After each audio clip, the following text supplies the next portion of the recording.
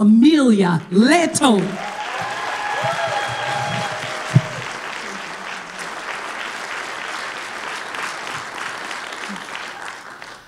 5 years ago, I was 5 months pregnant. I was weeks away from my shotgun wedding, and I was the proud mother to 6-year-old Aiden, who is still adjusting to the kindergarten schedule halfway through the year.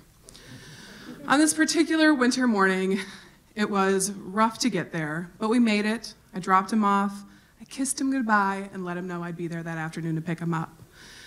And I head back out on the roads, and it's icy and snowy, and I white knuckle it to work. But I make it there, I settle into work, and I turn on my phone. Now, when I tell people what I do for a living, I usually get one of 3 reactions. Number 1, oh wow, I could never do that.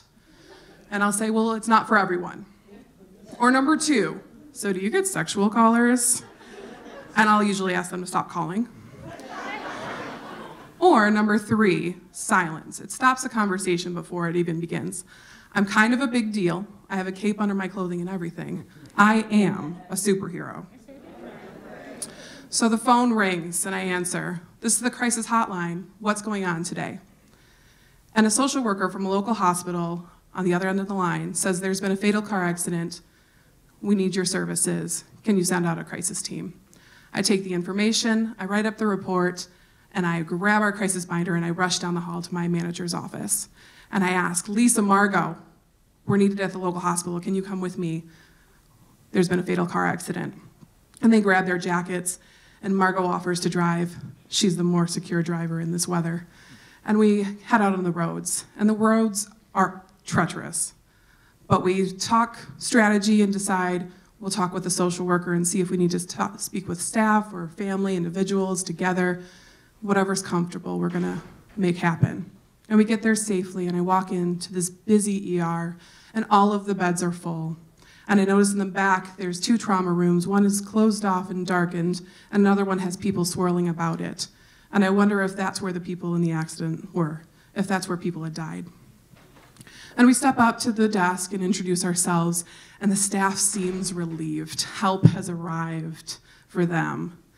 And the social worker comes down to greet us, and she briefs us on the situation.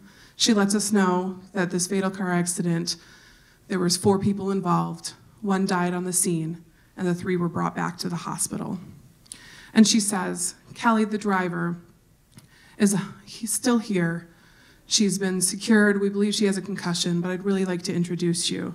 Now, to let you know, she was driving. She lost control off a patch of black ice. She lost control of the vehicle and collided with an oncoming car. Her child was sitting passenger and died on the scene, and her 2 friends were in the back seat. I take all this information in. I was driving this morning. I was white-knuckling it. I could have lost my child this morning. So, she says, I'd like you to meet her. And she takes us back to that busy trauma room, and there's people swirling all around it. And there's Kelly, laid out on a backboard, neck braced, and she can't move.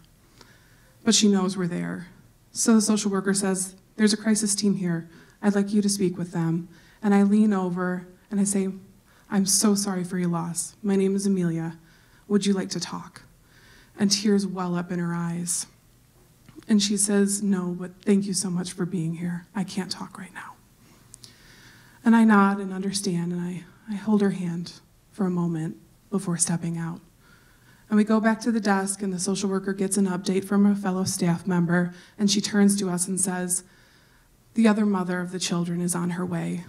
Her name's Rose. She'll be here shortly. All she's been told is there's been a fatal car accident involving her kids. We breathe. And we see her walk in, and she's with her boyfriend, and she's 5 months pregnant. She is me. She is you. She is all of us. And I see her ushered into that small, tiny, insignificant, but so significant room with those doctors, as she's told that the injuries were too catastrophic, that her children had not survived that morning. And we stood outside the doors as this heartbroken mother wailed wails I've never heard out of anyone in my life. And the doctors step out, and we step in, and it feels tenuous. None of the words I could say could make this situation any better, but I'm afraid of what I could say or what I do, so I sit down beside her, and I say, "Can I hold your hand?" And she places her hand in mine. And I start passing tissues. And I finally ask, "Do you need to make some calls?" And she nods. And I say, "Who do you need to call? Can I make those calls for you?" And she says she needs to call her grandmother and her aunt. And I ask, "Can I tell them what's happened?" And she nods. And I make these calls to two women I've never met in my life, those calls that no one ever wants to receive.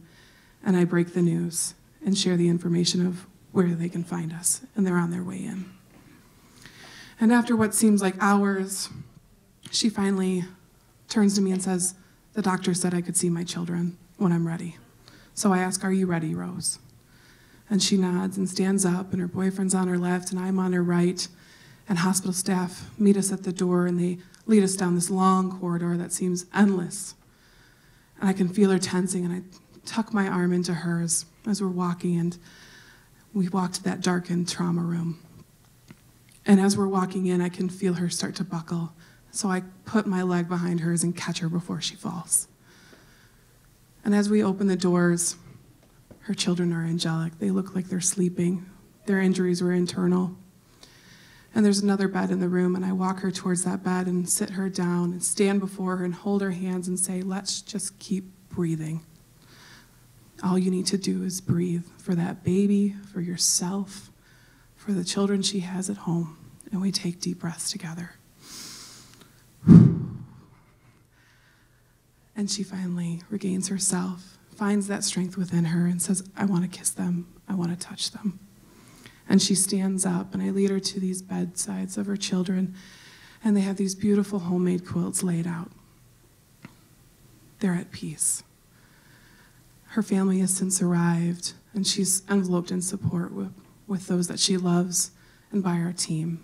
And we make our exit. We give them their privacy. We give them those final moments in that ER. And we meet with family and friends throughout the next couple hours and share information and gather some follow-up information from them. And we head back to the office and make it there.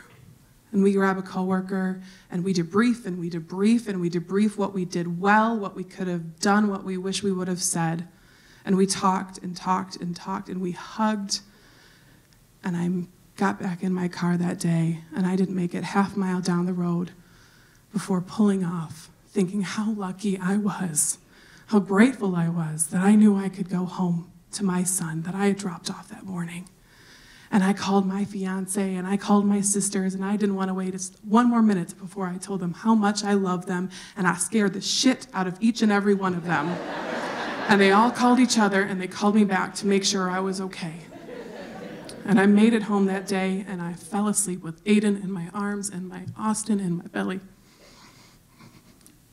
It's not often I get to see those I meet in crisis again. It's a one-stop shop, hopefully. But these two women I've run into again. With the mother, Rose, I couldn't disclose due to the confidential anonymous work of a crisis line that we had met on the worst day of her life. That I was so grateful she was reaching out again, that she knew that we could be a resource to her. But with Kelly, the driver, I met her out in the community, and she was sharing the story how she had lost her child years before, and I recognized it immediately. And I said, "I was there that morning. I am stunned to be in front of you. I'm so grateful to see you again." And we sit down for hours, and we talk about her life and her loss, how her youngest has since graduated, how it took years for her to decide if she wanted to get a new puppy to fill her empty nest. But she was getting a puppy that weekend, and she was happy, and she was smiling, and you never think you're going to smile again when you go through a trauma like that. And it reminded me of the Maya Angelou quote, that people will forget what you said, that people will forget what you did, but people will never forget how they made you feel. And those two women made me feel grateful and humbled with my work, but especially with my life, and how important my family is to me every moment. Thank you.